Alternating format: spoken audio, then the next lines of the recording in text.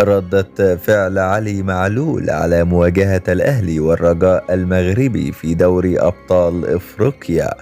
شاهد ماذا قال.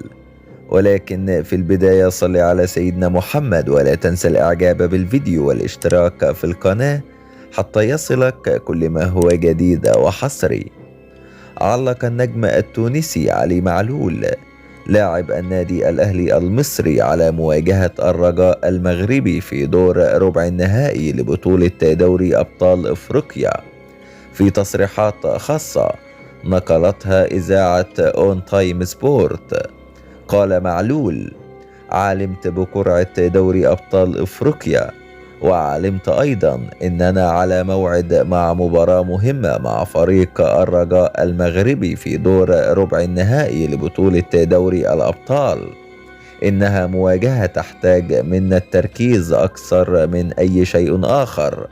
نحترم فريق الرجاء المغربي، هم أشقاؤنا قبل أي شيء، ولكن هذه المواجهة لا تقبل القسمة على اثنين.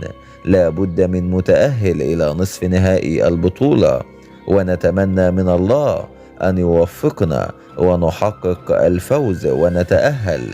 جماهير الأهلي يستحقون هذه البطولة ونحن نريدها بكل تأكيد. خسرناها في النسخة الماضية أمام الوداد المغربي، ولكن كانت الظروف مختلفة والأجواء مختلفة، ولكن هذه المرة بعد هذا الدعم الكبير من جماهير الأهلي لنا في مباراة الهلال وفي أرض الميدان وفي استاد القاهرة، يجب أن نقاتل عليها، وهذا أقل شيء نقدمه لجماهير الأهلي.